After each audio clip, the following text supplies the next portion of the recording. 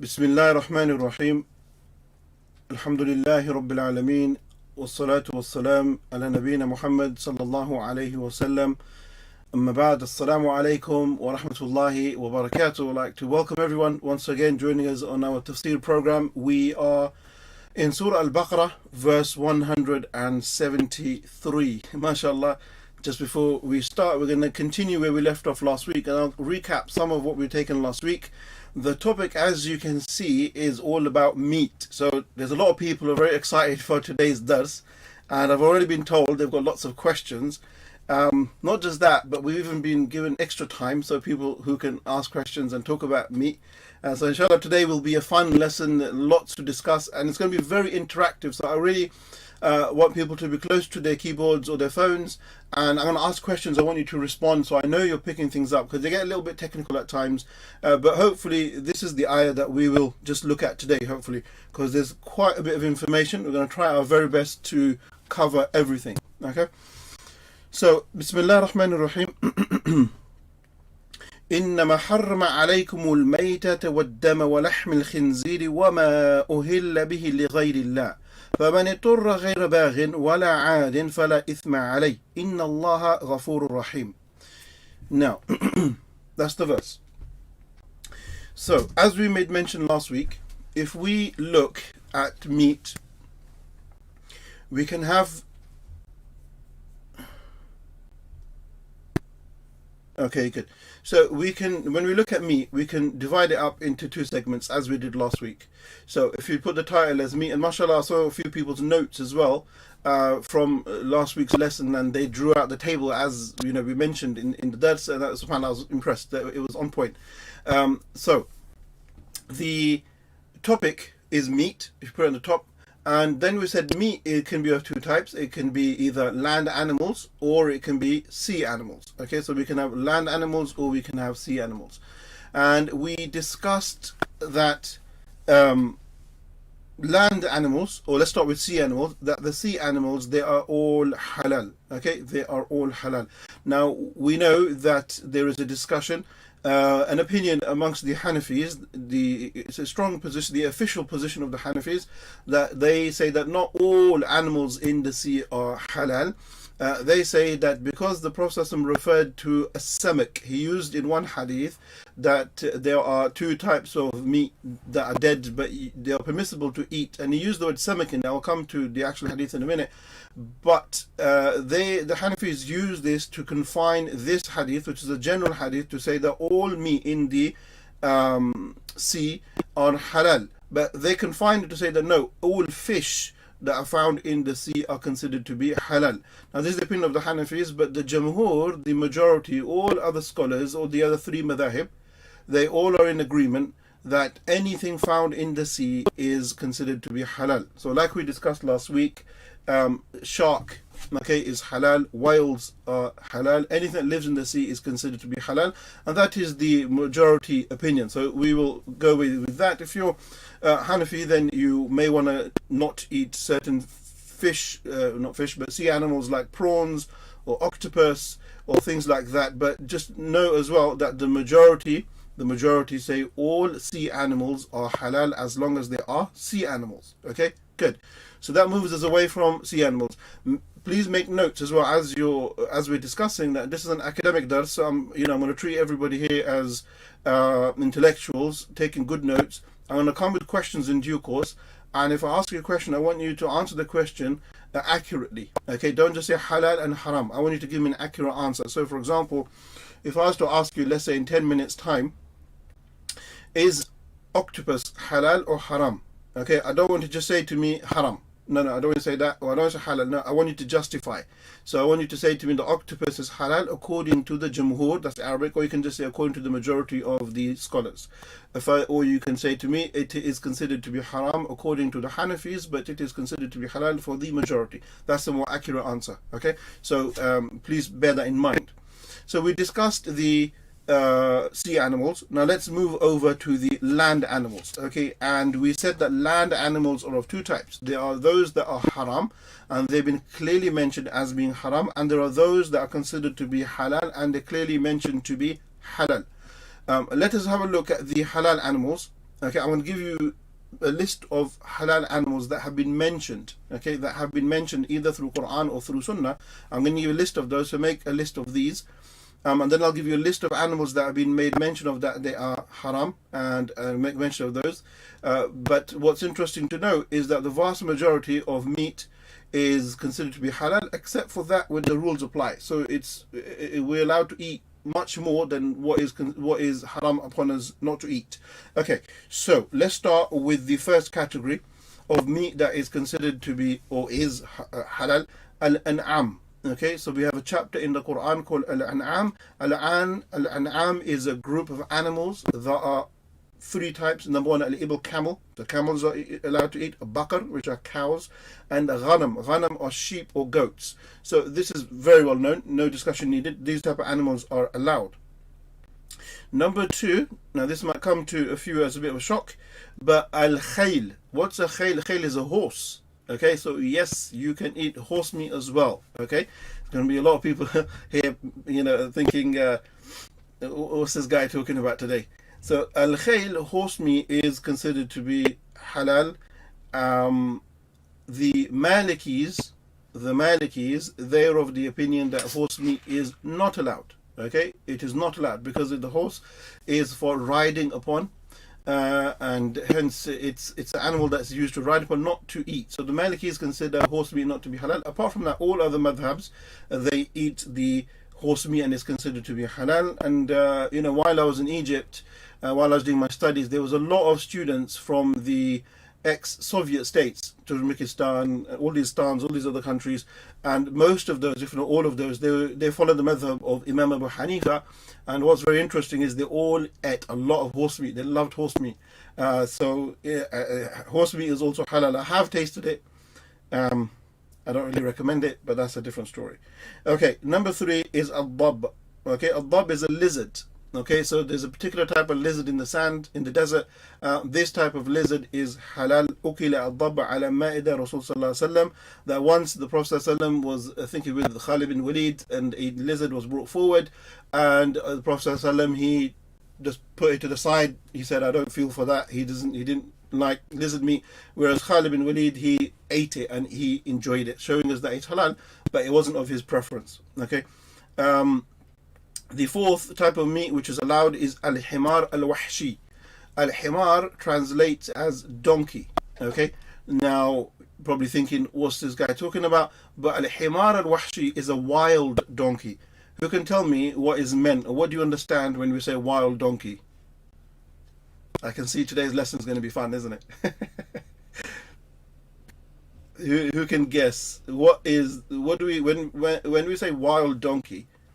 What is meant by a wild donkey?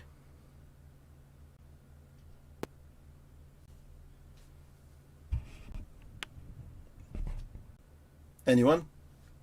MashaAllah, good. So we got one response. Yes, a zebra was, as our American cousins like to say, a zebra. That's allowed. Okay, this is called a wild donkey. Let us continue. Next one. Al-arnab, a rabbit. Okay. Al-dajaj, chicken. Al-jarad, okay, al-jarad is also halal. Al-jarad is translated as locust.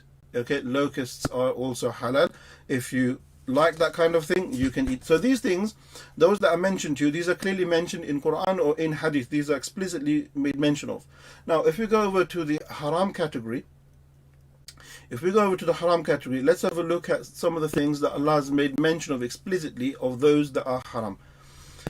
Okay, number one, al-mayta. Al-mayta is a dead animal. Okay, so any animal that was found dead, okay, any animal that was found dead, then this animal is considered to be haram. Now, let's say you find a chicken, all right, and you got chicken in your garden, and you slaughter your own chicken, and one day you wake up and one of them is just lying there dead. Okay, can you do the dhabiha of it quickly and eat it? Of course not. This is known as mayta. Any dead animal is not allowed. You are not allowed to eat it. Number two, ad-dam, blood. Okay, we are not allowed to eat or drink blood. Now, sometimes after slaughtering, or you might buy meat and there's bits of blood in there, like in the veins, and you can see a bit of blood in the animal. This is ma'fu, and this is overlooked. Okay, this is overlooked because it's impossible to remove all of it, but that's what's trapped within the veins, then that is overlooked. So blood as a whole. Number 3, lahmul khanzir. Of course, this is very easy. So the khanzir is the pig. This is also haram. Number 4 is ma uhilla li ghayrillah. As we've seen in this ayah, any animal that is sacrificed for other than Allah. So when the sacrifice was taking place, other than Allah's name was mentioned, be it Jesus or be it Rama or be it Buddha, no matter what it is, any other name cannot be used, and the meat is considered to be haram. Number 5, وَمَا أُكِلَ السَّبْعِ, that which has been eaten by wild animals. So if a lion or a tiger or something has eaten some of the meat, okay, and there's meat there left over, then this meat is not allowed to be eaten. Likewise, any food that consists of hum. Okay, so a food that has sum is poison, has alcohol or any kind of drugs in it, then this food is also considered to be haram. Likewise, ma quti'a min al-hayy. So let's say, for example, we know that a cow, we can eat cow. Cow is okay if we slaughter it properly. But let's say if you've got a cow and it's living, it's alive, it's walking around, it's fine. Somebody walks up to it and chops off one of the legs of the cow. Okay, takes a nice chunk of meat out of the cow. The cow is still alive, but I've now got this meat. Now, can I go home and make a nice steak from this meat, even though the cow is still alive? No, this meat is haram. Okay, the meat is haram. As long as the animal is alive, the meat is considered to be haram. So we can't, just pull off the leg of a chicken or a sheep and cook it while the animal is still alive. This is haram. Okay. Likewise, the 4th category, or the next category, the next is siba'ul bahaim, is wild animals. Wild animals. What defines a wild animal is an animal that has canines, okay, the fangs, and they use those for predatory purposes. Make a note of that, that's very important. That the wild animals are those that have these 2 big fangs and they use them to hunt and catch other animals and eat them. Okay, next category is siba'ul tuyur, is the birds. Okay, now birds generally also halal, but birds that have claws, and those claws that are used to catch other animals that they then eat, that animal is considered to be haram. So if I was to ask you for an example, one would say an eagle or a hawk. These have claws which are used for predatory purposes. That animal is not allowed. Okay, we've got one question ready about the meat of the deer. We're coming to that, inshallah, Azmat. Yeah, I'll come to that. Likewise, birds that eat off dead bodies, okay, eat off dead animals, they're also not halal. For example, the crow, other animals similar to that live off najasa, that live off dead animals or dead meat, okay, that is not allowed. Okay. Also, al-humur al-ahliya. So now we said before what was halal was al-humur al-wahshiya, wild donkey was allowed, that was a zebra. They call it the domesticated donkey, so the donkey that moves around with people, this is haram. Okay, so the donkey that's grey, okay, that donkey is considered to be haram. Likewise, the next category is ma yustakhbathu min al-at'ima. Now, food that's considered to be, if I make mention of a particular type of animal, you will feel disgust. When I say it, you'll just feel horrible. Now, there were certain animals at the time of the Prophet ﷺ, or whatever, you said that people feel nasty, that's disgusting. Okay, so we look at what they felt as what was disgusting. I'll give you an example. I'll make mention of an animal right now and tell me how you feel. A rat. Exactly. So the rat, in and of itself, it doesn't have claws and it doesn't have fangs. It has teeth, but they're not fangs, so it doesn't really fit into the description of the previous categories. But the reason to why we say the rat is haram is because it's disgusting. Okay, that when you make mention of certain animals, it causes you to you don't feel good. Okay, and this was in the time of the Prophet and yet up until today. But we can't just use this as an isolated case, because let's say Fish. Okay, some people when they see fish, they think, oh, that's gross. Look at that fish. But some people when they see it think, oh, that's really nice. Let's cook it. So the criteria we use, generally speaking, for what is considered to be horrible or nasty or disgusting, we go back to the time of the Prophet ﷺ and we see what they considered to be horrible. Okay, those are the animals that are considered to be haram. Okay, those are the animals considered to be haram. Now, these are explicitly made mention of. Yeah, so make notes of that. Then if we move a little bit forward, okay, so we've got our animals. We said we've got our sea animals, and we said they're halal according to the majority. Imam Abu Hanifa has some conditions. And then we have land animals, and we said there are land animals that are clear-cut haram. We don't need to go any further description of it, and I've just mentioned all of them to you. Then we have land animals that are considered to be halal. And I've given you examples of those. But even inside the halal, I want you to draw or do a drop down. 2 drop downs from the halal animals. Okay, 2 drop downs from the halal animals. The first drop down to the right, okay, I want you to write down the word dhabiha. Okay, these animals, they are halal, but they require further dhabiha, they require slaughter. So for example, a cow, okay, is halal, but it is only halal once the slaughter has taken place. Okay, so if any vegans here, they might just listen attentively. All right, if for example a cow or a chicken or any kind of animal, these animals are halal, but they're only halal once the dhabiha, the process, has taken place. For example, the pig, whether you slaughter it dhabiha or not, it's haram, full stop. That's why we put it in the haram category. We don't even bother going down that route. But the animals that are considered to be halal, like the ones we mentioned and more, we have to look at 2 things from these animals. What we look at firstly is the dhabiha, the dhabh, the slaughter. And we have to talk about that. There's a lot to talk about in the slaughter. Part of the slaughter is also, okay, part of the, mashallah, we're getting questions. There's a lot of questions coming in. Okay, so one person said, ew. I think that's in reference to the rat. Yeah, exactly. Showing us that the nature just doesn't like it. Okay, so it's nasty. Nevertheless, so we said that meat that is considered to be halal, we look at it from 2 things. So that we have to look at, number 1, the slaughter. This is called dhabiha, or you know, Asians may want to call that qurbani or slaughter. And next to it, write down, it's the same category, it's not in your same category, write down nahr. Nahr is the way in which you slaughter a camel. We had questions from last week. Somebody asked me about whether the meat of the camel was halal. I don't know if I confused anyone, but I want to clarify that point, that nahr is the same as dhabiha, but it's just where you take the knife and you put the knife straight into it, the neck of the camel. Only the camel, because the neck of the camel is too big. You can't treat it like the way you would do with a chicken or with a rabbit or with a sheep. The neck is too big, so it goes straight in. That's called nahr, okay? And that makes the camel's meat now halal, right? Got that. So when it comes to meat that is land, we have haram and we have halal. Now from the halal, we have 2 drop downs. We have to look at the dhabh process. Now the second category, I want you to write down as-sayd. As-sayd is hunting. Animals that we hunt. So Brother Azmath, he asked the question about the deer. Is the deer meat halal or haram? Now the deer meat would be considered part of sayd, hunting, and hunting has its rules. So that's why I'm going to come to that when I answer those questions.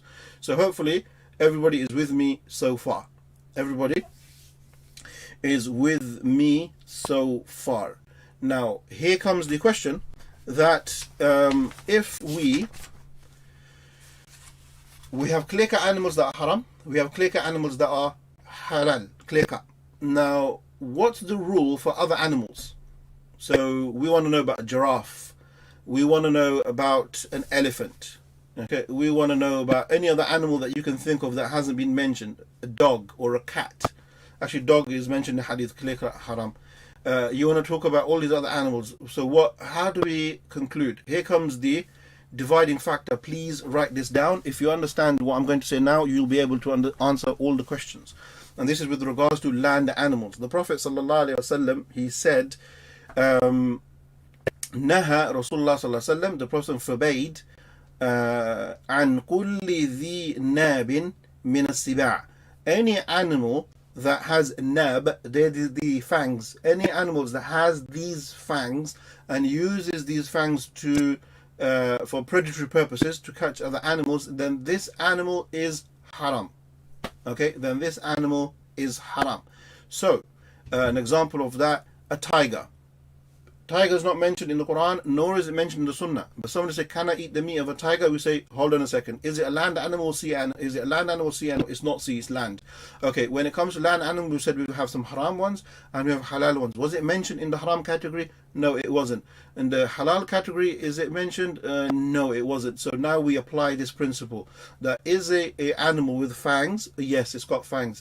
Does it use those fangs for predatory purposes? Yes, it does. Haram. You can't eat tiger. Good? Everyone with me? I can't see no heads, I can't see nothing, so I'm assuming that everyone's shaking their head saying yes, they're with me. Alright, good. The second part, so make sure you write that down. The first part of the hadith was Naha Rasulullah Sallallahu Alaihi Wasallam and an kulli dhi nabin min as-siba'. Any animal that has these fangs and use them for predatory purposes, this animal is haram. The hadith continues. The Prophet Sallallahu Alaihi Wasallam said, the Prophet ﷺ, he said, "Kullu dhi nabin siba fa'aklu haram." Naha Rasul ﷺ an dhi kulli nabin siba wa an kulli dhi makhlabin min at-tuyur. The second part of the hadith, the Prophet ﷺ also forbade birds. Any birds that have claws which they use for predatory purposes, then that animal is also haram. So we know pigeon is allowed. Okay, pigeon is a delicacy. Okay, pigeon is allowed in certain countries. While I was in Egypt, Egyptians, they love pigeon. Okay, and it was very expensive. They like pigeon. Why is pigeon? Doesn't pigeon have claws? What's the difference? Why are we saying pigeon is allowed even though pigeon's got claws? Okay, you guys need to get close to your phones and your keypads. I've got a lot of questions today. So Azimuth, you're going to have to do a lot of, and Faith Inspire, you're going to have to do a lot of copy and pasting from YouTube because your comments come a little bit delayed. Okay, Azimuth says it doesn't eat meat, okay, but that's not the driving principle. The pigeon doesn't eat meat, okay, but what is it? What was the principle that we laid out? When it comes to birds, what do we check? Pigeons are not predatory, okay, fair enough, but there's a bit more than that. Pigeons don't hunt. You're getting there. Alright. So the point is, what you've got to check with the bird are the claws. The Prophet ﷺ said, "The kulli makhlabin," that animal that has claws, minatuyur. So the claws, that's what you got to check, the claws. Check the claws of that bird, and if those claws are used for predatory purposes, that animal is haram.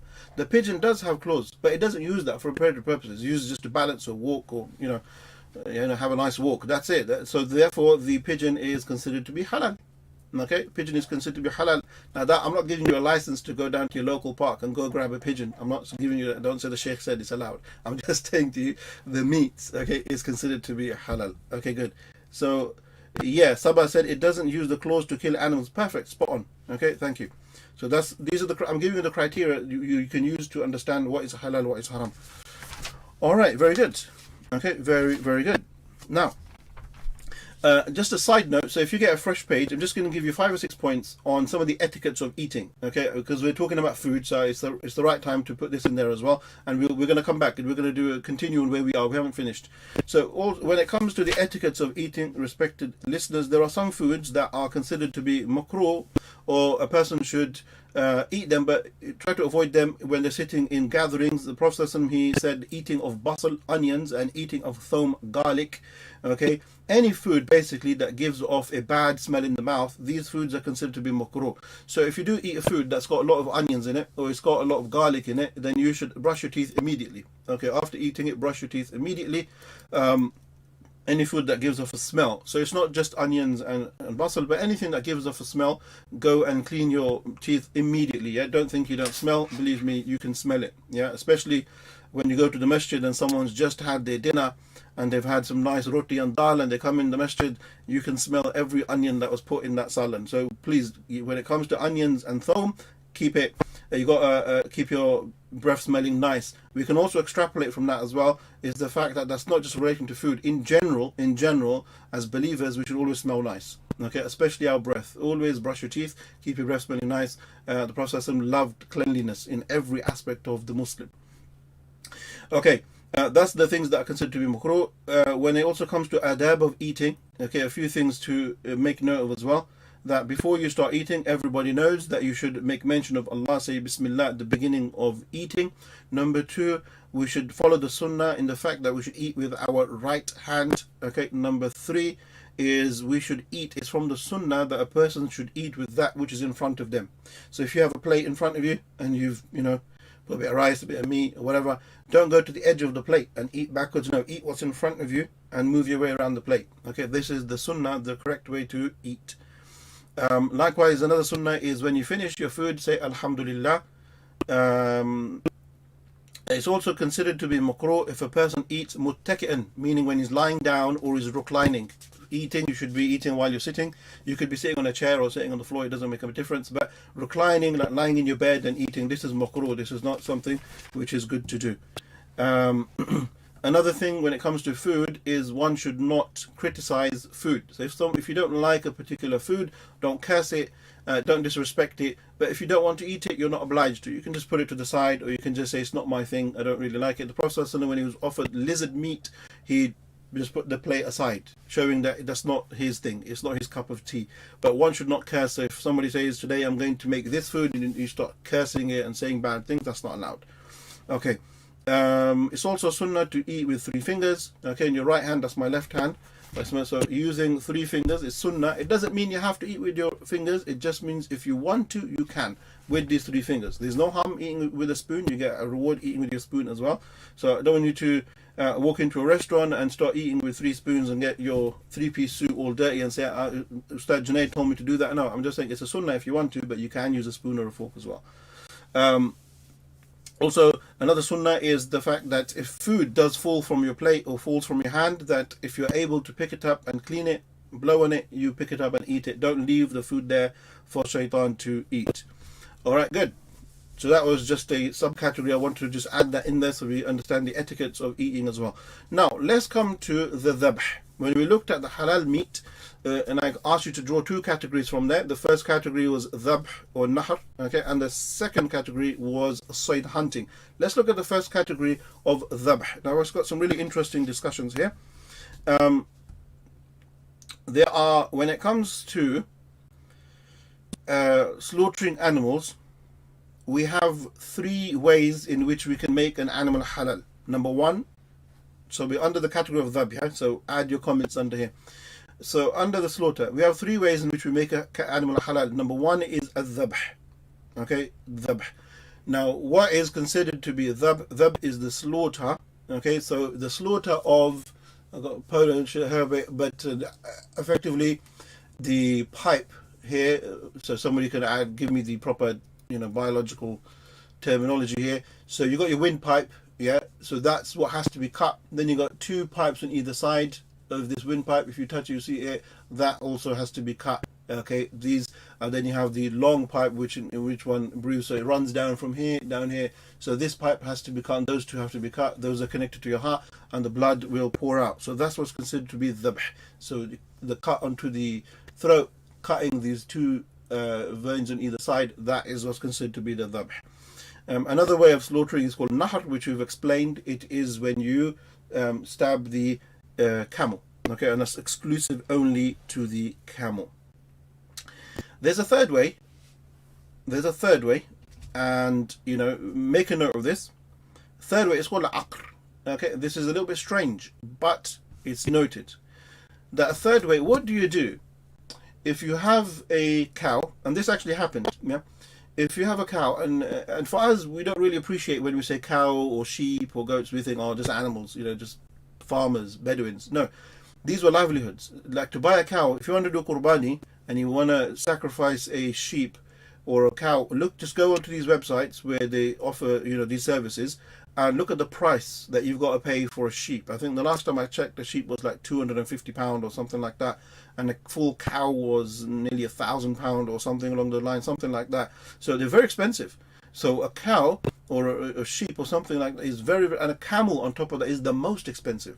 Yeah, hence we find that the Arabs, they take great pride in their camels, because the camel can be worth up to 10, 20,000 pounds. They're very expensive. So here, there is a discussion that what if if you have a cow, so and the cow has fallen into a well. Okay, the cow has fallen into a well, and the cow is stuck, and you can't get to that well. You can't get down into go into the cow to meet the cow. Likewise, if you leave the cow in there any longer, the cow will die. So what do you do? What do people think? What should you do? So you've got a cow stuck in a well. If you leave it there any longer, it's going to die. You don't have means to get down and do a halal slaughter. What do you do? You've got literally 10, 15 minutes. What do you do?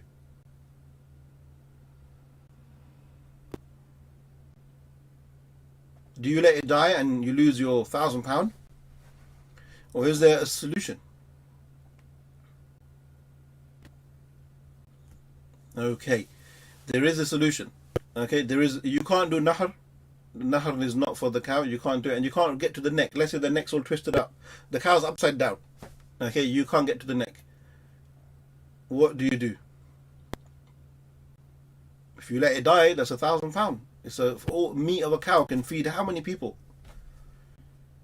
Islam doesn't like us to waste. Okay, if you're vegetarian, just have to be very patient with our lesson today. Okay, what the process is called al-aqr. This is an exception to the rule. Only in this case, Rasulullah sallallahu alaihi wasallam has given permission that you can throw something sharp at the animal. Okay, throw something sharp at the animal which will cause it to bleed. And that blood that comes out of the animal will suffice for its dhabiha, will suffice for its becoming halal. Even though, of course, all the blood is not going to come out, we know that. But because of the fact that it's stuck, you're going to lose the animal. You tried your best to do some form of a sacrifice. So whatever you were able to use to cause the animal to lose some blood, this is called al-aqr. It makes the meat of the animal now halal. So if you did that, and the cow has managed to spill some kind of blood through whatever you threw at it, and then it died, then that meat is considered for you to be halal. Okay, I bet you didn't know that. Okay, so look at that, subhanallah. If you're in that kind of circumstance, we do not want to waste the whole animal. It's a lot of money, and it's a lot of meat that can feed a lot of people. So that's the process. Now, let us continue. The dhabiha, there are conditions to the dhabiha. So now we're looking at conditions of the dhabiha. The first condition of the dhabiha is the actual person that slaughters the animal. The person who slaughters the animal has got to be, number one, aqil. He must be sane. Okay, not somebody who has lost their mind. It has to be someone saying they know what they're doing. It can be a male or a female, and it can be a Muslim, or it can be a kitabi, meaning a Jew or a Christian. Okay, got that? So the person slaughtering the animal has to be sane. It can be a male or female, no problem. It can be a Muslim, Jew, or a Christian, nothing else. Okay, Muslim, Jew, or a Christian, and nothing else. Okay. Also, the slaughtering, when the person slaughters, he's got to make sure, whoever the slaughter is, that the slaughter is not done for other than Allah subhanahu wa ta'ala. The slaughtering is not done for other than Allah subhanahu wa ta'ala. So those are the conditions with regards to the person making the slaughter. The actual slaughter itself, we made mention that it's got a cut, and the Arabic words are the halqum. Halqum is this big pipe here. Okay, that's got to be cut. Likewise, the mari wal wujdain. These are the two pipes on either side. Okay, somebody can give us the terminology for that. I don't know. The next condition when it comes to the slaughter is that the slaughter and yadhkur ismallah, that the name of Allah must be mentioned at the time of slaughtering. Now you're going to need a really pen, paper, and concentration here. I'm going to give you a few questions and I'm going to explain a few things here. Allah subhanahu wa ta'ala, He says in Surah Al-An'am, verse 121, وَلَا تَأْكُلُوا مِمَّا لَمْ يُذْكَرِ اسْمُ اللَّهِ عَلَيْهِ وَإِنَّهُ لَفِسْقٌ. Allah says, وَلَا تَأْكُلُوا, and do not eat, مِمَّا, that which, lam yudhkar, that which Allah's name has not been mentioned upon it, for verily that is fisq, verily that is a wrongdoing. Okay, that is a wrongdoing. So mentioning the name of Allah upon slaughtering, saying Bismillah, Allahu Akbar, and slaughtering, okay, is a condition. But I'm going to elaborate.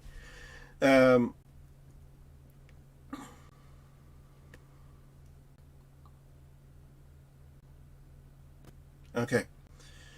When it comes to the tasmiyah, respected listeners, when it comes to the tasmiyah, meaning saying the Bismillah, Allahu Akbar, there is a difference amongst the scholars on whether the tasmiyah is mandatory or not. So this aspect, you'll need a fresh page for this. The tasmiyah of saying Bismillah, Allahu Akbar, there is no denying, there is an absolute agreement amongst all scholars that in order for the animal to become halal, there must be dhabiha, it must be slaughtered. That is unanimous agreement. Move on, that's done. The second part is when we slaughter, we say Bismillah, Allahu Akbar. Now, this Bismillah, Allahu Akbar, is it mandatory? Is it a must? So if somebody doesn't say it, that renders the meat haram. Or is it something optional? That if you say it, you get reward, and if you don't, no problem, the meat is still halal. There is a discussion. There are two opinions to this discussion. Using the ayah that we made mention of, Surah Al-An'am, verse 121, where Allah says that anything that doesn't have the name of Allah mentioned on it, then this meat is considered to be haram. Clear-cut verse. But then there are also other hadith that we find where the Prophet ﷺ was presented the meat of the people of the book. So dishes were prepared with meat. Jews and Christians prepared this and they gave it to the Prophet ﷺ, and they were asked. The Prophet ﷺ was asked is, what do we do with this meat? And the Prophet ﷺ, he said, Samillah wa kul. Just say Bismillah and eat. The hadith is authentic. There's no problem with the hadith. He said, say Bismillah and eat. Now this brings a lot of questions, okay, and hence we have a lot of debate about meat. That number one, it wasn't a Muslim who gave the meat, it was Ahlul Kitab. So are we allowed to eat the meat of Ahlul Kitab? I'll explain in a few moments. Secondly, Ahlul Kitab, when they do slaughter, they don't say Bismillah, they don't mention Allah's name. If they did, then we wouldn't have a problem. So they don't mention a tasmiyah, they don't say Bismillah. Therefore, can we eat the meat? The Prophet ﷺ said yes. He said, you say Bismillah and eat it. Okay, which shows that he recognized that Bismillah was not mentioned on slaughtering of the animal. Yet the meat was still considered to be halal. So that's why the scholars have a discussion. That's why scholars have a debate. Now,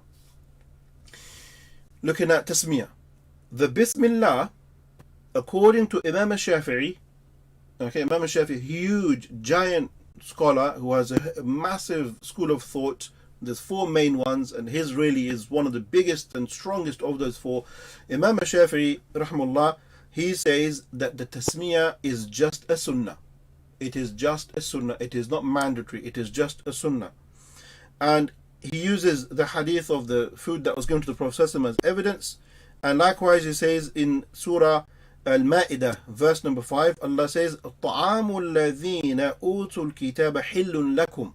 Allah says in Surah Al-Ma'idah, verse number 5, طَعَامُ الَّذِينَ, the food of those أُوتُوا الْكِتَابَ, who are given a book, حِلٌّ لَكُمْ, their food is halal for you. وَطَعَامُكُمْ حِلٌّ لَهُمْ, and your food is halal for them. So this is talking about people of the book. They don't say Bismillah. So Imam Shafi'i concluded that the Bismillah is not obligatory, it's sunnah. If you do it, you get reward. If you don't, the meat is still halal. This is the opinion of the Shafi'is. Okay, please make a note of that. Okay, please make a note of that. Sabah says you can shoot it. That's possible as well. Yeah, in that case, and we're obviously going back now to the concept of aqr. If that's all you've got, you can shoot it. Yeah, that's fine. All right, let's continue.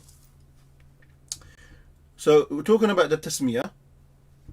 I don't know, I'm not getting much feedback here, so I don't know if everyone is with me, or have they fallen asleep, or have they ran off to the closest steakhouse, or they're reporting me to the RSPCA. I don't know.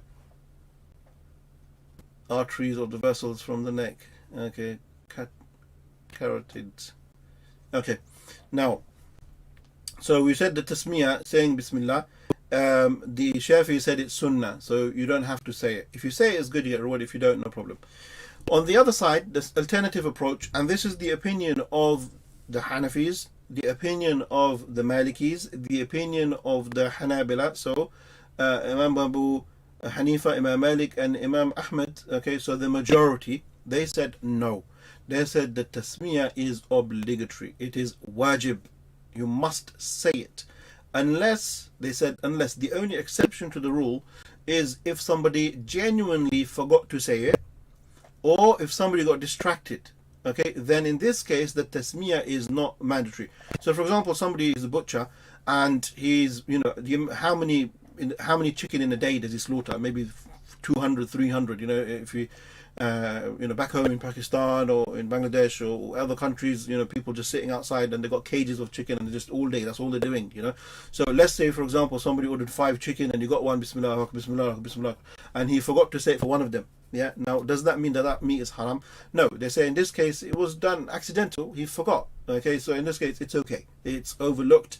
And if you become aware of the fact later on that it wasn't said, then just say it when you cook it. So it's fine.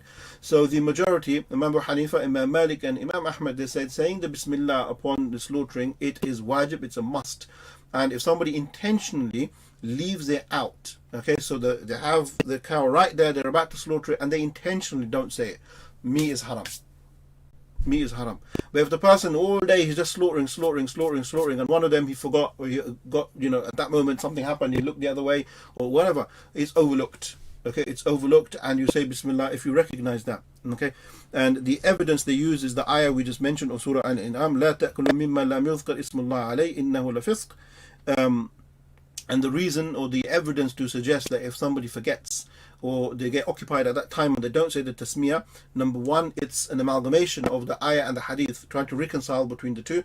And also there's a hadith of the Prophet ﷺ where he said, إِنَّ اللَّهَ تَجَاوَزَ عَنْ أُمَّتِي الْخَطَأْ وَالنِّسْيَانِ وَمَا أُسْتُكْرِهُ عَلَيْهِ. That the Prophet ﷺ said, my ummah, they've been given a special gift. What's that gift? Is that in circumstances where a person makes a khata, makes a mistake, does something wrong accidentally, the person's not accountable. Likewise, Allah says, if someone does something out of forgetfulness, they forgot, the person's not accountable. And if a person does something out of duress, they're forced, then also he's not accountable. So these 3 circumstances, Allah overlooks the situation. So in the case of the slaughter and the person wasn't able or forgot, okay, to say the tasmiyah, then it's not a problem. I hope that's clear. That's a very sensitive and important subject. Okay, give me a load of thumbs up to show me that you're with me and you haven't ran off to KFC, or I should say XFC, the halal version.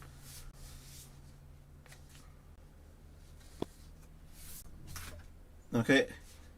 All right. Good. MashaAllah, Sabah. Good. Got 2 thumbs up. We are with you. All right.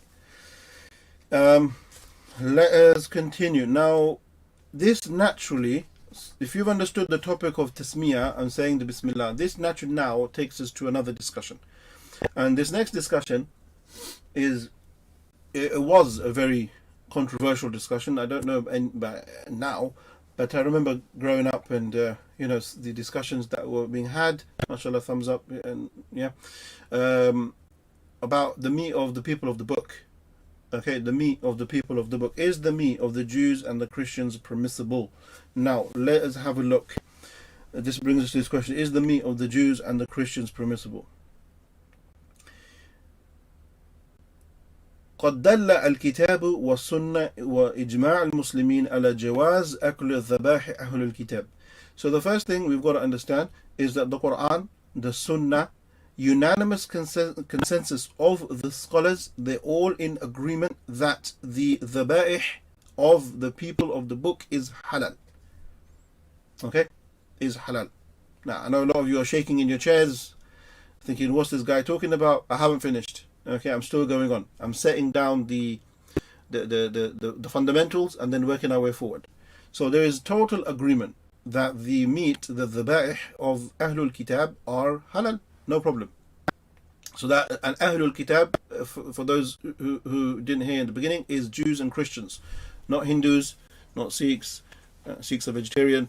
No one else who basically slaughters meat. Okay, not allowed. فقال Allah subhanahu wa ta'ala says in Al-Ma'idah verse number 5, which we just read, اليوم أحل لكم الطيبات. Allah says, today we have made halal for you all good things. وطعام الذين أوتوا الكتاب, and the food of the people of the book has been made halal lakum. وطعامكم حل لهم, and your food has been made halal. Good. So the verses, the Quran is very clear. In the food of the Ahlul Kitab is halal, and the food from the Ahlul Kitab was presented to the Prophet ﷺ, and he ate from it as well. Okay, shows that it is allowed.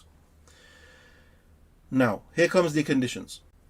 فما ذبحوا بطريقة الذبح المعروفة التي هي قطع الوجدين والبلعوم فهو حل لنا.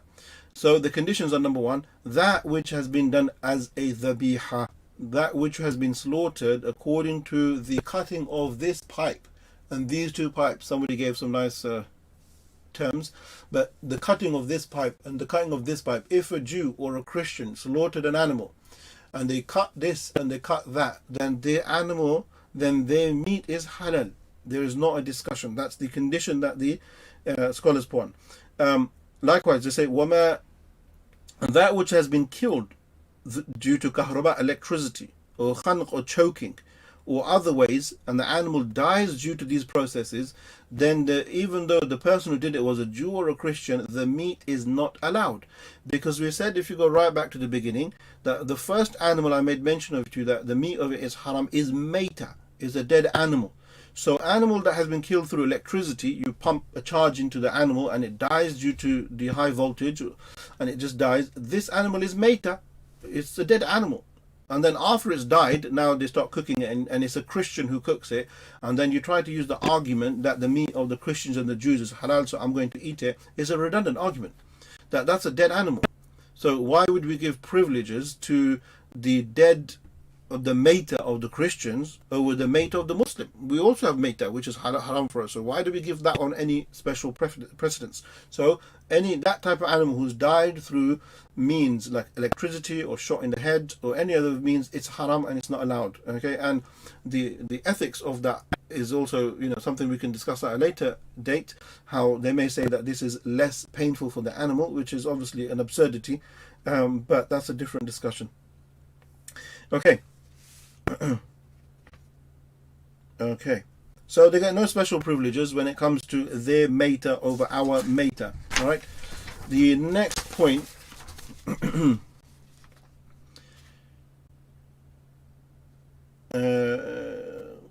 Good.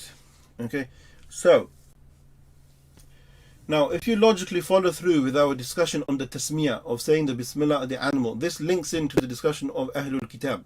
Now let's see who's with me. If you use the approach of Imam Shafi'i, who said that the tasmiyah, saying bismillah, is just a sunnah, it's not mandatory, it's just a sunnah, would there then be any problems in eating the meat of Ahlul Kitab? If they slaughtered the animal correctly, they cut this and they cut that, would there be any problem in eating the meat of Ahlul Kitab if you followed the opinion of Imam Shafi'i? Okay, the responses are very slow. So there wouldn't be a problem, because we said in the first place, there'd be no problem, so it would be halal. Hence we see people, they have no issue with that. If you go with the alternative approach, to say that no, the tasmiyah is a obligation, then the meat of the Ahlul Kitab will not be allowed, because they didn't say the name of Allah subhanahu wa ta'ala when they were slaughtering. Nevertheless, let's go with the approach that saying the meat of Ahlul Kitab is halal, which we agreed upon. And let's put the issue of the tasmiyah to a side, because when the meat was presented to the Prophet ﷺ from the Christians, Jews or Christians, when it was presented, the Prophet said, Sammillah wa kul, say Bismillah and eat. So let's take that approach. Okay, let's use that as an example.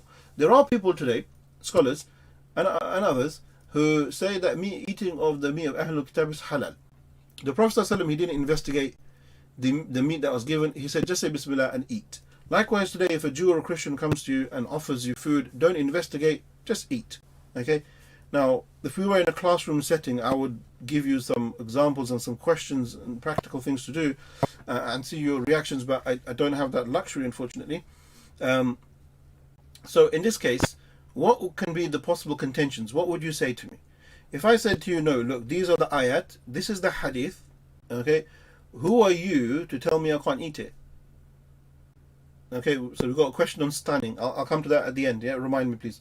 So, who are you? So somebody comes and says, I went to KFC. It's not halal. KFC, the owner, I don't know who he is. Let's say the owner is Christian.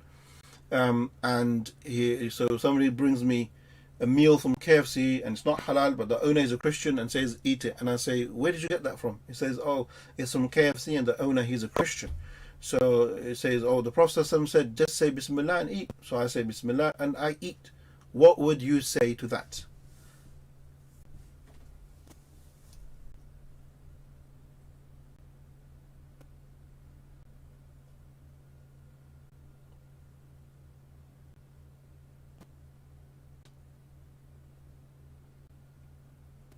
So Sabah says it's okay, I think. Faith inspired. It's not necessarily the owner, though, is it? It's not necessarily the owner, though, is it? Okay. It's more to do with the person who slaughters. Okay. Okay. This is interesting. Okay, so that's a good point that was raised. So, okay, the owner is not necessarily the one who is, making the meat. That's an argument. Okay, so let's avoid that argument then. Let's say, and this actually happened, in Muslim countries, a lot of imported meat in Muslim countries. When I was in Egypt, we used to get imported meat, and it's cheaper than local meat. And that imported meat used to come from Brazil, and it was from a factory in Brazil where they said that the meat was halal. Okay, let's say if it wasn't halal, but nevertheless they were Christians, okay, and they're giving you meat. What would you say? Well, the meat is it halal? So meat. Let's find the source where it came from. Okay, even if you find the source, so let's say in this country, okay, let's say McDonald's, KFC, Burger King. Let's just say hypothetically, if they're Christians, the owner is a Christian. What are we going to say? We can eat it or can't eat it? Very good, Sabah. MashaAllah, you're on track. Good. Okay. Yep. We've got a few responses, and this is the point. We can rule out KFC. So this is the point, and this is where we have some discussion amongst scholars, that the Prophet Muhammad ﷺ, he didn't investigate how the meat was prepared. When he was given meat by the Jews and the Christians, and he said, just say Bismillah and eat, he didn't investigate into the meat. Okay, but here, and now I'm giving you my addition to the discussion, so you can take that or leave it. But my addition to the discussion is this: that time, in the time of the Prophet ﷺ, the asl, meaning the norm, was dhabiha. The Jews, the Christian Muslims used to prepare the meat in the same way. They used to slaughter through the neck. So it was known, it was ma'aruf, it was understood that the way to prepare the meat was to slaughter, to put the knife through the neck. It was unheard of to put electricity or put a bullet or to do something crazy. It was unheard of. Like the people, they all lived together, Jews, Christians, they were in one land, they ate meat, they all slaughtered the animals in the same way. So it was known. There was no need to investigate. It was known that they do slaughter. Now, whether they said Bismillah or not, most likely they didn't, because they don't believe in Allah. But that, again, we can give leniency and say, okay, you can say Bismillah, okay, because we know that in majority case that they performed a slaughter, an Islamic slaughter, a proper slaughter. We know still to this day, the Jews still do kosher. Their meat is halal, okay, their meat is absolutely halal, you can eat it. And the Christians today, that's another topic, but do they still slaughter? And you all know the answer to that question. Do they still slaughter? So in my humble opinion, the norm has been changed. Now the norm of preparing meat, especially amongst the Christians, the norm of preparing meat is not slaughter. It is to electrocute, or to put a bullet, or to put a whole bunch of chickens in a pool of water and to turn on the electricity. Whatever it is, it's not slaughter. Therefore, we have to stop. When we say that the meat of the Ahlul Kitab is halal, yes, that is in the Quran. We understand that. Yes, the Prophet ﷺ ate the meat of Ahlul Kitab. Yes, that's understood. But the norm today is not slaughter. The norm today is not slaughter. So therefore, how can we claim that the meat, not of the Jews, I have no problem with kosher meat. As a matter of fact, I think the meat of the Jews is more halal than the halal meat we find in our local butchers. Yeah, they take more care on preparing their meat than some of us do. And subhanAllah, many of our halal shops were caught with dodgy meat, but that's a different story. So it's fine. Kosher meat is fine. Now, when it comes to Christians, I don't personally believe that they slaughter their animals. I don't believe that. Okay, and I think the facts state otherwise. If anybody disagrees with me, I'd love to hear people disagree with me and tell me that no, they are Christians, and that Christians today, they slaughter their meat. And let's say even if he was an atheist, he was a Christian by name. This is another question. That when the Prophet ﷺ said the meat of Ahlul Kitab, the meat of Ahlul Kitab is Jews and Christians. Now, Jews, we know who they are. They're the same Jews that we have today. There's not much change. You've got some variances of some, differences in their opinions or whatever, but generally speaking, they're still in the same aqidah, the same belief, the same process. Christians today, can you put a hand on your heart and say that the Christians of today are in belief and in action the same Christians at the time of the Prophet ﷺ? I mean, if you ask a Christian today, if you saw somebody with a cross around their neck and asked them what religion are you, they will say a Christian. But if you ask them what do you practice, do you eat, do you practice the kosher rules according to Jesus? No, the law is lifted. We don't have to follow any of the laws now. They do absolutely. The Christians of today do not follow anything of the Christians of that time. Are they the same people? Some will say, look, as long as the person says they're Christian, it's fine. We have to accept that. But I don't really, when it comes to meat and food, we've got to be a little bit serious. You can't just, somebody just says he's Christian and the person's haven't got a millimeter of knowledge of what they believe in. Many of them say they're Christian, but they're atheist at the same time. So how can we accept that? Not just that, but the denominations of Christians. So if a Jehovah's Witness came up to you and said, yeah, Ahlul Kitab, are you going to accept them as Ahlul Kitab? If a Catholic comes to you and says, yeah, Ahlul Kitab, are you going to accept them as Ahlul Kitab? So what type of Christian are we talking about? It's just way too many question marks. When it comes to Christians and it comes to me of Ahlul Kitab, Jews, no problem. There's nothing wrong with that. Kosher's fine. If you want to eat kosher, you can. But when it comes to Christians, okay, whether a Christian owns KFC or whether he owns McDonald's, and for us to just go in and say Bismillah and eat, I think this is really oversimplifying the matter. I'm not going to say you're wrong because the hadith says to say Bismillah, but if you're serious in your knowledge and serious in understanding where your meat is coming from, I don't think that argument has any weight whatsoever. Okay, so people who say that, they really don't understand the process in which meat is prepared today. And I don't believe at all that McDonald's, KFC, Burger King, or any of these chains, they actually slaughter their meat. Okay, and somebody made a comment here that most of them, they just mass kill animals and produce the meat. So subhanAllah, if that's the case, how can somebody possibly say, if you've got a factory, even if the factory is owned by a Christian and is mass butchering animals in cages or by injection or by electricity, and then say he's Ahlul Kitab and you're going to eat the meat? Come on, you got to be a bit serious here.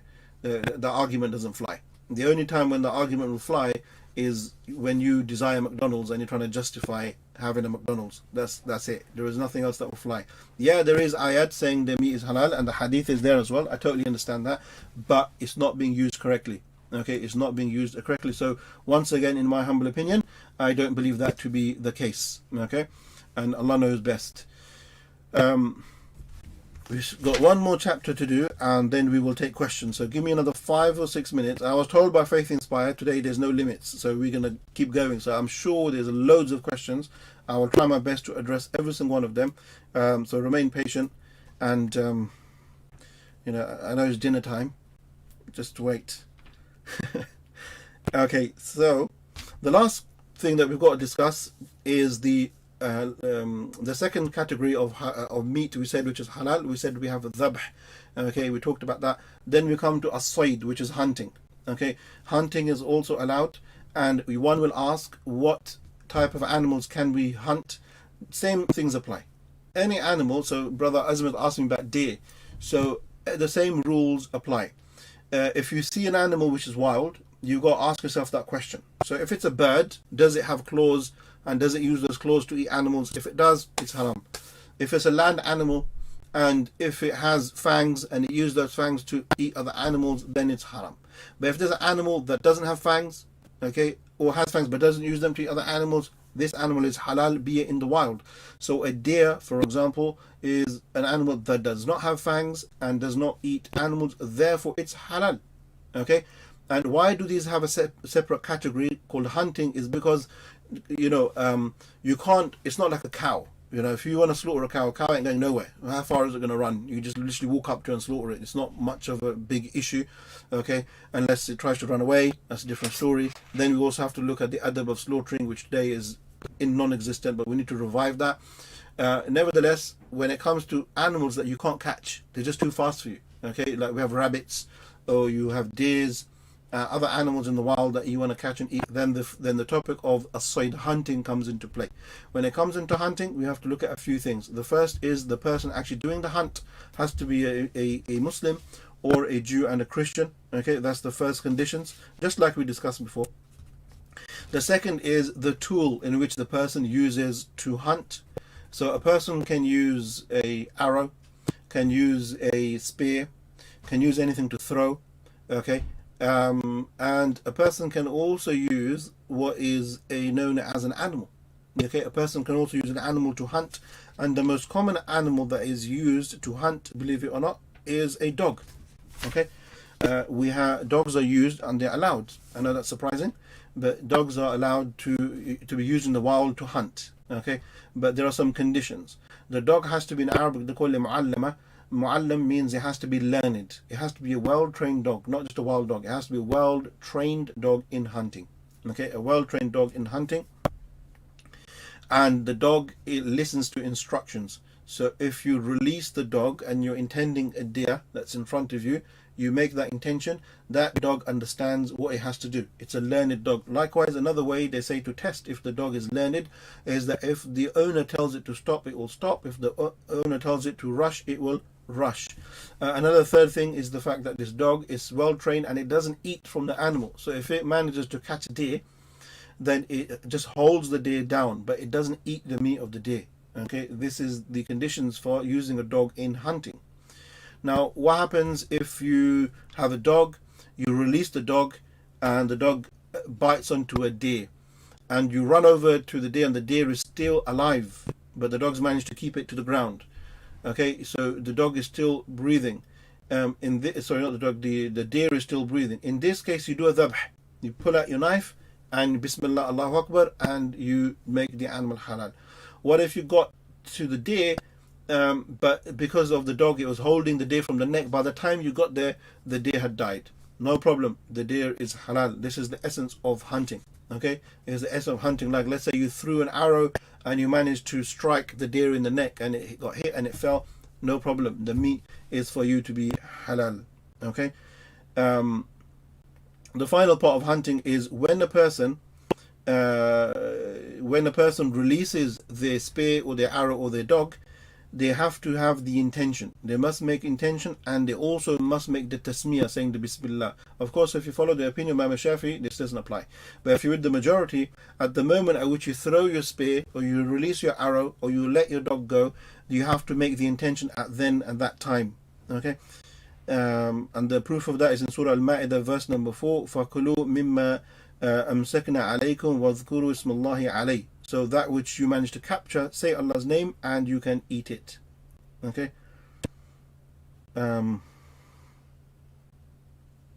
Okay. Good.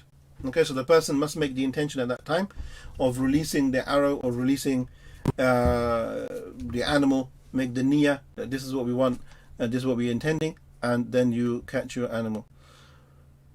Okay, now comes the fun part. Okay, like I said, I've taught this class many times in a classroom setting, and it really is very interesting. Before I turn to your questions, I can see there's loads of questions, subhanAllah. But before I go to that, I have a few questions. Okay, I have a few questions of my own. Oh, let me have a look. What do we have here?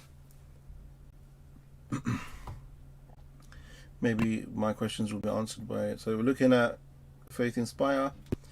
It says it contradicts. We know Jews and Christians will not follow the correct Zabiha process in the name of Allah. Again, it's halal. Okay, yeah. But there are Islamic slaughterhouses that run meat. Is that permissible? That run meat? I'm not sure what does that mean. There are Islamic slaughterhouses that's run meat. Firdaus, if you can clarify for that, is that permissible to eat, Sheikh? I'm not sure what you mean by run meat. Okay, Farah, Assalamu alaikum, Sheikh. What about eating kosher meat? Is it permissible? Yep, it's permissible. Another question, what is the permissibility of Islamic slaughterhouses in general, where they just play Bismillah on a recorded tape because of how vast it is? Does this count as a tasmiyah? Okay, so that's another discussion, that obviously if you're Shafi'i, then the tape has no problem. Okay, if you're not, then I'm not sure how they overcome that problem. Does the tasmiyah have to be mentioned by the person holding the knife, like by words, or can it be played? It's a good question. I honestly don't know. Okay, I honestly don't know. That's a good question.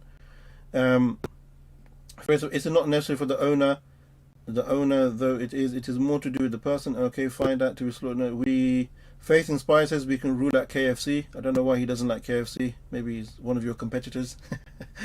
As most of the chickens will be stunning is modern day phenomena. It is. Now, when it comes to stunning, brothers and sisters, here comes something interesting.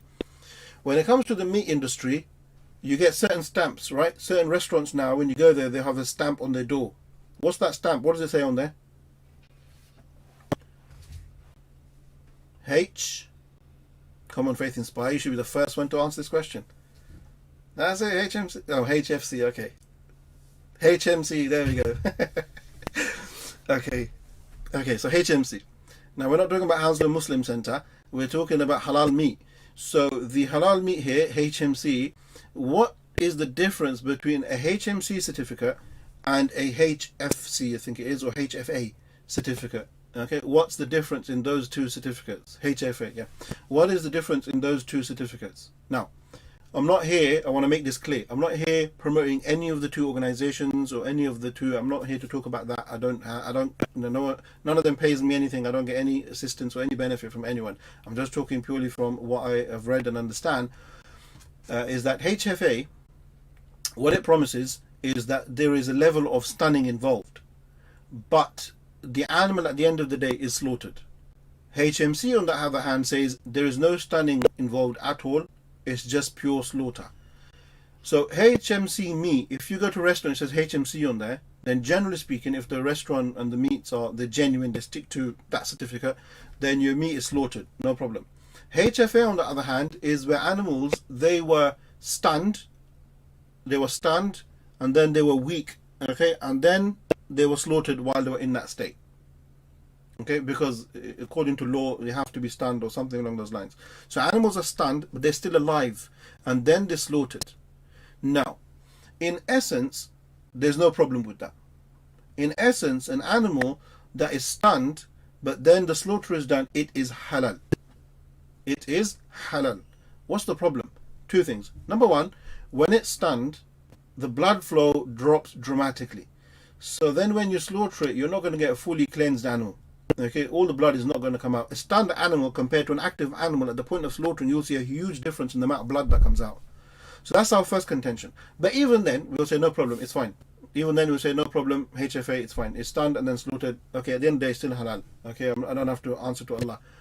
But the bigger problem is, and this is actually, you can find it on the websites, is that there's a lot of people, and we're talking about learned people in the industry, that say there is a lot of animals that die from stunning before they're even slaughtered, and the slaughtering is just the slaughtering is just to show that it's made halal. They say a lot of the chickens can't handle that level of electricity, and they actually die before the slaughter even takes place. If that is the case, like the chicken died, and then just to show that it's halal, it was slaughtered, that's haram. That's maita. That's 100% haram. So hence, exactly, so Faith Inspire saying, hence we're saying KFC is not allowed. That's why HFA, we can't say it's haram, but what we definitely can say is that there's a question mark on that, because we don't know. Did the animals, so for example, the electricity that's put onto a goat or a sheep, and then that same electricity put onto a chicken, the chicken's not going to survive that. Okay, and not all goat and sheep are the same size. One might be strong and handle it, and the other might be weak and just die. But if the animal dies, do you think the meat industry is going to put them to a side because for ethical reasons? No, they're not. They're going to slaughter it. So therefore, There's a big question mark in HFA that we don't know how many of these animals survived the electricity and how many of them actually had a proper slaughter. Hence, now we've got HMC, which is guaranteeing for us, that the meat is actually slaughtered. Okay. The only problem with HMC is some people, they say HMC on the wall, but then they do mixing. But we'll leave that to a different discussion. Okay, good. So that was from your question. Somebody asked a question about that. What else do we have? Stunning is a modern phenomenon. Yes, it is. I believe large food chains use the meat which machines are slaughtered. Yeah, I think so. I think so. That most of these large food chains, how can they survive on the biha? Like the amount of meat they need. I mean, this is my own opinion. I'm not giving any facts. My own opinion. I don't think they could produce that amount of meat if they had to slaughter, wait for the blood to drain out, then do the rest of the process. They don't have that kind of time. This practice of eating from these well-known establishments of the West is very prevalent over the pond with our American friends. There's a few of them watching. They have a big debate about just saying Bismillah and eating. Okay, many of them, they just say Bismillah and just eat. Okay, which is a problem. Some questions on the Q&A page. Yeah, we do. So Anonymous, Islam, there are Islamic slaughterhouses that run meat. Is that permissible to eat, Sheikh? I'm not sure if you can explain to me run meat. I didn't get that. Salam Sheikh, can we eat meat from halal butchers, or do we need to investigate? How do we know they stick to the correct rules? And are all halal meat industries okay to eat from, such as HMC and HFA? Okay, good question. Now, respected listeners, when it comes to matters relating to meat, yes, we have to do some level of investigation. Okay, we have to put some level of investigation. We can't just accept it just like that blindly. We have to take some investigation, but at the same time, we can't be we can't be excessive with our checking. We walk we start questioning the butcher about where he gets his meat from, and then making a visit there, and just being over pedantic, being over problematic. Don't do that. Your job is just the basics. Okay, so if you see HMC certificate on the wall, and you walk in, just verify it with the author, with the owner. Just say, brother, is the meat here halal? He say, yeah, according to HMC.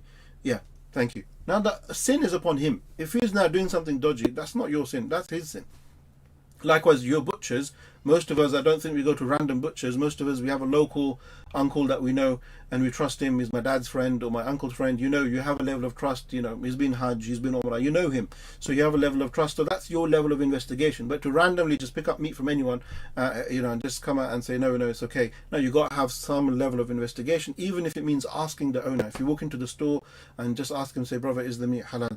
Then the person will say to you, yes, it is according to this certificate, and then you can look at it, and it might be HMC, might be HFA, and if you feel comfortable with HFA, then you can eat it. If you don't, then you don't need to eat. But you have to do some level of asking. You can't just sit back, okay, when it comes to your meat. So that's a good question. Firdaus Salam Sheikh, what about eating meat at families' houses or weddings? Some people get frustrated if you ask them where the meat is from. Is this disruptive? Yeah, you're not allowed to do that. Okay, you're not allowed to do that. So if you're invited to a Muslim wedding or a Muslim function, you have to go with the default that a Muslim eats halal. You go with that premise that a Muslim eats halal, no problem. You can go in and eat. Okay, you don't need to ask questions. Okay, so if you're going to your brother's house, your cousin's house as a Muslim, you brought up eating halal, you don't need to go there and keep asking them, where'd you get your meat from? Is it HMC? Is it HMC? Don't just eat. Okay, just eat. Okay, there's no need to ask questions. Don't make life unbearable. Okay, but let's say, for example, you've got genuine reason to ask. So you're eating, and in there, I'm just saying this never happens, but let's say you find the chicken's full neck attached to the head inside the food. So there's obviously no slaughter that's taken place. So you're going to get a bit suspicious. So in that case, now you might want to ask. But if there's no reason, then don't ask. Go with the default that every Muslim eats halal meat. Okay, unless there are signs indicating otherwise. Okay, for example, we go to a Muslim's house and he's got pig meat on the table. Yeah, obviously now you're going to want to stop. You can't just say, oh, he's Muslim, so I'm just going to accept it. No, if the person's eating pig meat, then you can ask questions. All right, so we've got a few questions here as well. Okay, pigeons. Okay, no problem. A few people joined us a little bit late. No problem. Inshallah, the recording is there. Everything should be there. Is shooting is allowed in hunting? That's fine. Okay, so people ask you questions. What would you call an animal which is raised only for the purpose of food, genetically modified, cruelty to animals as they never had their own life, and slaughtered according to Islam? So that question is a deep question. Okay, we have to be able to differentiate two things, and a lot of people are not able to differentiate. So we're looking at genetically modified meat. We're not able to understand. We have to differentiate between two things. Number one, we have to look at the halal and haram side, and number two, we have to look at the ethical side, and they are two separate things. What do I mean? That an animal, let's say it was not treated well, it wasn't fed good food, it was kept in a cage. Many of the chicken, we find in our countries, they're locked up in cages, like 50 of them in one cage, and so they're treated really, really bad. Okay, now ethically speaking, Islamic ethics shows that this is not allowed. The owner is very sinful for what he is doing. How he is treating this chicken, he is very sinful for what he is doing. But at the end of the day, if the person slaughters the chicken, according to what we talked about today, the meat is halal to be eaten. So you differentiate the two things. The meat is halal to eat, but what he has done and how he has treated those animals is cruelty, and Allah will hold him accountable for that. Because a woman mistreated a cat, Allah sent her to hell, and because a woman, she gave dog water to drink, that woman was given Jannah because she cared for that dog. So person's akhirah is aligned when they are cruel to animals. Okay, but the meat, if it's slaughtered, is still considered to be halal. Okay, I hope you're able to differentiate between those two things. Okay, so another question: what would that be considered to be halal? My brother found out that one of the slaughtering persons was not a people of the book in HMC. But is it still okay? So someone saying in one of the HMC stores they found that the person who's doing the slaughtering wasn't a Muslim, or wasn't even people of the book. It was something else. Yeah, that's a tricky one. Now I wouldn't blame that on HMC. I would say that's a random one-off case, and that needs to be reported. Yeah, so make sure you make that case clear. Yeah, so that particular animal that person slaughtered is not halal to eat. So it has to be Muslim, Jew, or Christian. So that's clear. But generally speaking, I do know that HMC and other places, they are quite stringent in their rules and applying those rules. There are always people who are going to try to get out the back door, try to make more money. There's always going to be that case. They need to fear Allah. Also, I have read that the knife has to be hidden from the animal. The animal should not be slaughtered in front of other animals. Okay, all right, good. So yes, this is etiquettes of slaughtering. When we are slaughtering animals, this is sunnah. There's a long discussion on this, that the slaughtering of the animals, there is adab, akhlaq, there is a way of slaughtering animals, that the animal should not be shown the knife, the animal should not be taunted, or should not be put in a position where they are in fear. They should be in absolute relaxing, in normal mode. They should be fed well before slaughtering, and the knife should be brought out at the last minute, and the slaughter should take place. Okay, and subhanAllah, there's a video you can see on YouTube. This is totally random, but there's a video you can see on YouTube of I don't know what country it is. I'm not sure if it's the UK, but there's a video you can see of halal meat where a guy has a farm, and he brings out animals, sheep and other animals. He brings them out and he reads Quran to the animals, and the animal itself just falls into a really relaxed mode, and he runs his hand across the animal's neck and it's not moving at all. And the Quran is being recited, and it's absolutely calm. You can watch the video, it's on YouTube. It's got millions of views. Dawood's got a question here. Islam, what about takeaway shops that are halal but are totally run by Hindus?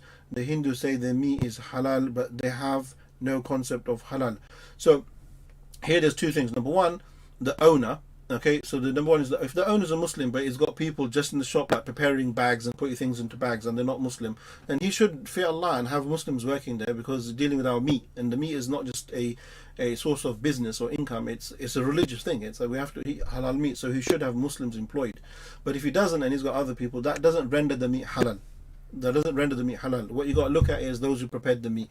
So if these people, if they're working in a shop and they're just putting things in boxes, or they're just like putting burgers on grills, then that doesn't render the meat haram. Okay, even though the owner of the shop should fear Allah, and they should have Muslims working in there, because it's our meat. We need to have people who are clean, who wash their hands at least 5 times a day, people who are clean, tahara, and so on and so forth, dealing with our food. It's important.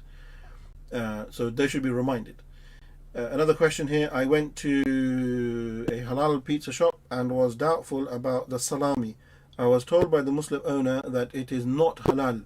He bought it from Lidl across the road, so better to check. Astaghfirullah. Obviously, that's not funny, but the very fact that he ran across the road to Lidl, subhanAllah, at least he told you. Okay, at least he told you of that fact. Okay, and he feared Allah in not giving it to you. So even in places, there are some places where they do sell salami and bacon, but it's not pig meat, it's turkey meat. Okay, you can double check that. Many of the pizza stores say that, and if you're content and you feel satisfied with what they said, alhamdulillah, that's fine. All right, I've got a few questions and then I will wrap up. Okay, and if you have questions, you can. Now, fingers on buzzers, please. Okay, first one to answer the question. So, Faith, Inspire, and Azmat, you're gonna have to be quick. Okay, and copy and paste in the questions. So, question number 1. Are we ready, everyone? Question number 1. I'm going to give you an animal. I want you to tell me halal or haram and tell me why. Okay, halal and haram, and then tell me why. Start with something easy. Shark.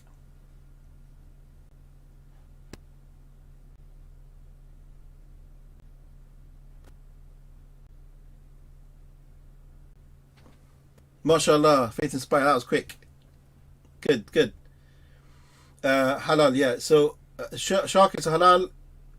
All seafood is halal. Just add in the extra bit according to the majority of scholars, except for Hanafis. Good. Next question. Good. Halal according to the majority. I know there's a bit of a delay on YouTube, so some people got an advantage. All right. What about a cockroach?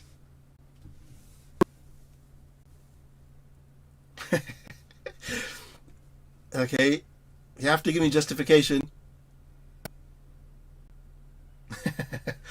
Okay, good. That's the answer. Ew. Okay, an animal that gives you the cringe, makes you feel horrible, then it's haram. Okay, that's one of the rules. Chinese food use a lot of alcohol, soya beans, so be careful. Okay, good. Haram because it's disgusting. Yeah, very good, Dawood. Good. All right, we got that as well. What about I've got a chicken in my hand. I've got my knife. I'm ready to do slaughter. And just when I was about to put the knife to the neck of the chicken, it just died.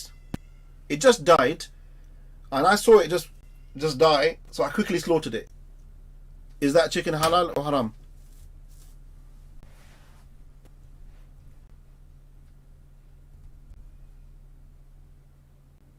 Good. Okay, mashallah. Faith Inspire, Sabah, Firdaus, Sabah. You guys are very quick. Saudi as well. Yep, good. Very quick, mashallah. It is haram. Okay, it's haram because even though it died like a millisecond before I put the knife to it, it's considered meta. It's dead. Good. Okay, here's a good question for you. In the sea, there's a particular animal. In Arabic, they call it khanzirul bahr. Khanzirul bahr means the sea pig. Okay, you can actually Google it and check. There's an animal called the sea pig. Is this pig, or the sea pig, or Arabic say khanzirul bahr, is it halal or haram?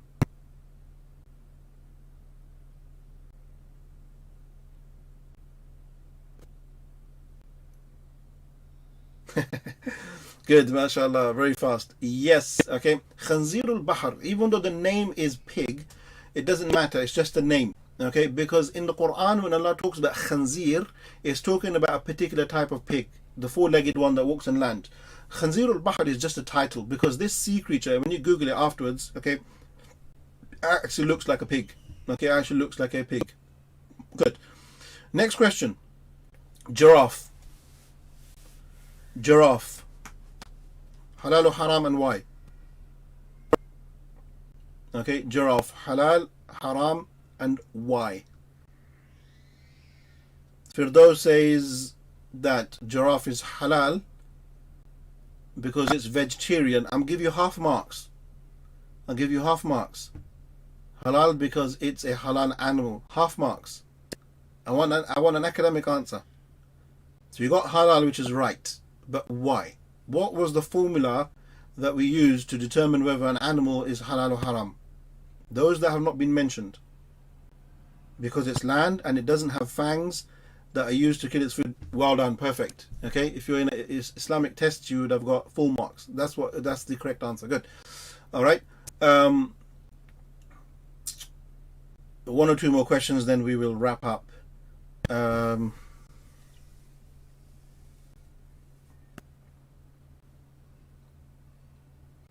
want to give you an interesting one. Okay, it doesn't have fangs. Good.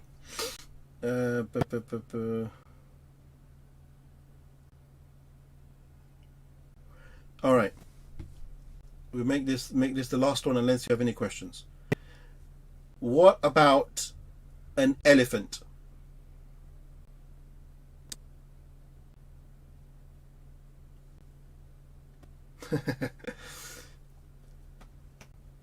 Oh, people are haram. Saba says haram. Azmat says haram. Firdaus says halal. Elephant. What do we have? So we have you saying halal because it's not predatory. Sadia says haram because you can use it to travel. MashaAllah. Okay, what else? Dawood says haram. It's halal because it's a wild animal and fangs not for hunting. MashaAllah, Dawood. Doing me proud there. Saba says they're not fangs, they're tusks. Okay, so you see, when it comes to the elephant, there is actually a difference of opinion. There is no conclusion to the elephant. And the reason is exactly the same reason why all of you got stuck, because of the tusks. Now, are they fangs? Are they tusks? And what is its purpose? Why does he have those tusks? Okay. So some people have said no, those tusks are just like fangs and they're used to kill other animals. Okay, therefore it's not allowed to be eaten. And others have said no, they are tusks. Okay, they are not fangs, they are different. So therefore we can eat the elephant. Okay, so I have not come to a conclusion about the elephant. There's a question mark on there. Personally, stay away from it. I don't know how you would even slaughter an animal, something like a elephant. What about the age aspect of halal animal bird for zabiha? A very good question, Vakil. So with regards to age, yeah, there is no set age for slaughtering, but what we are told is that you're not allowed to slaughter a newborn. So a very, very young animal is not allowed to be slaughtered. Okay, they have to have some level of maturity, some growth. Okay, so you're not allowed to slaughter a newborn or something that's very, very young. All right, any other questions before we stop? I know we've taken a lot of time today. That's HMC, they offered the time, so we took it. Question, Salam Sheikh, can you eat at restaurants where both haram and halal meat are sold? That's an amazing question. Oh, now you're going to get another couple of minutes. Okay, now, your meat has to be halal. When it comes to meat, if there is a mixture in meat, let's say you've got a kilo of meat which is halal, and somebody dropped into that kilo of meat 100 grams of meat which is haram. The 100 grams of haram in that meat, which is mixed in with the kilo of meat which is halal, renders the whole thing haram. You got that? If you got halal meat and the halal meat is mixed with haram meat, even if you have loads of halal meat and it's mixed with a small amount of haram meat, that renders all of it haram. Okay, so now the question is, what do we do in restaurants where they sell haram meat and halal meat? Now we've got to see if they have separate kitchens or separate ways of distinguishing between the haram and halal meat. They're not mixed, they're separate. Then there's no problem with that. But if people actually mix the meat, so you've got a container of minced meat which is haram and a container of minced meat which is halal, and you're using knives and moving around, no, that's haram. End of story. Okay, but if there's a way of differentiating, for example, you go into a restaurant and they offer some halal food and they have some haram food as well, but they have a clear distinction between the halal and haram food, then there's no problem with that. Okay, somebody had a question here?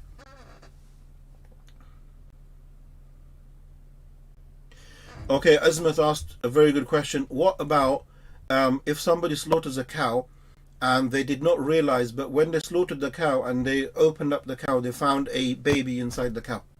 Okay, they found a baby inside the cow. What do you do now?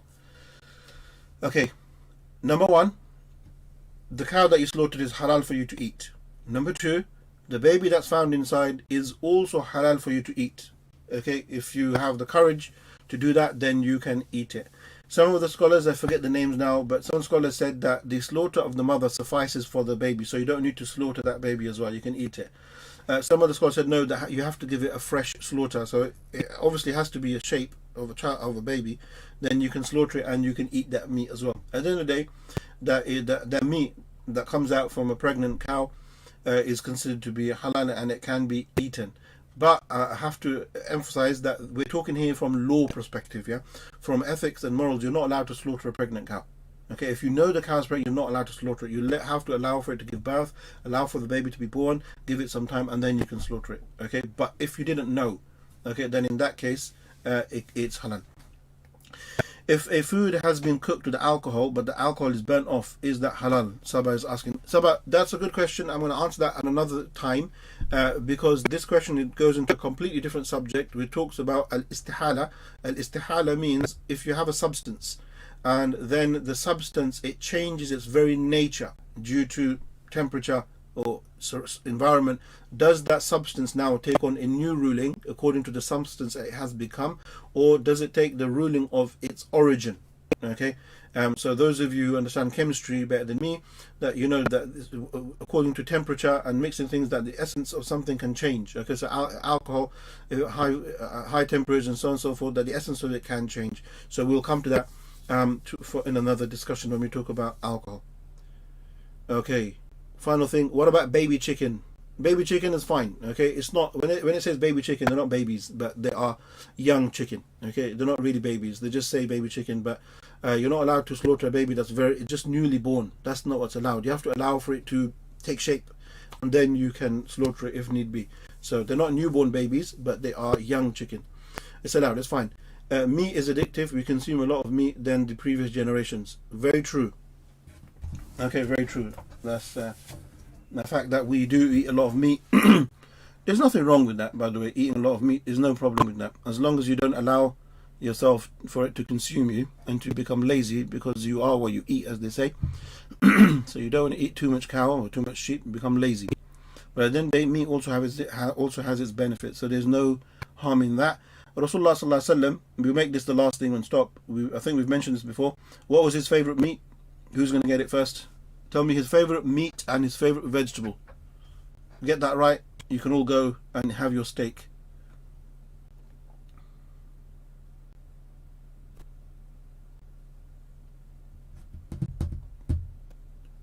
The favorite meat, the processed meat, good. But what part, Azmath? Lamb shoulder, that was very good. Okay, the processed would like the shoulder. And what was his vegetable? His favorite vegetable?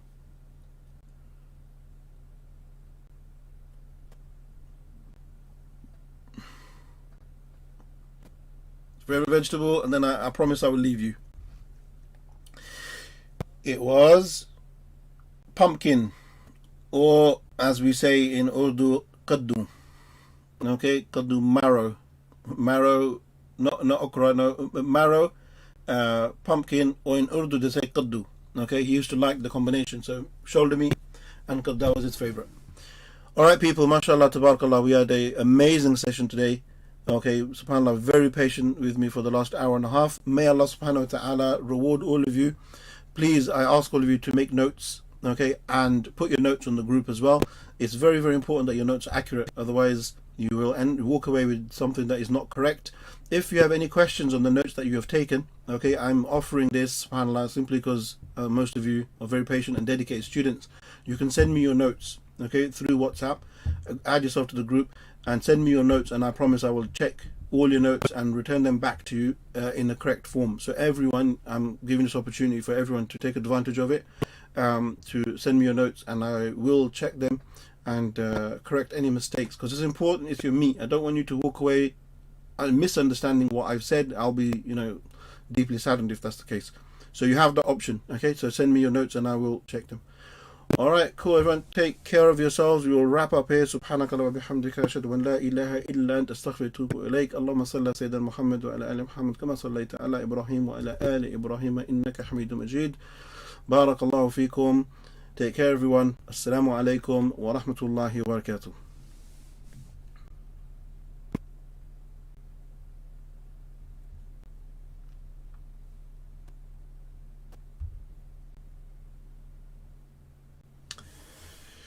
All right, mashallah.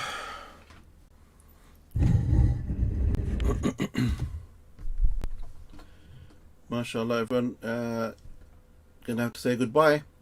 Everyone here at YouTube, inshallah, tomorrow 11:30 in the morning, for those who are awake, we'll be going through tafsir of Surah Al-Imran. All right, everyone, take care of yourselves. Assalamu alaikum.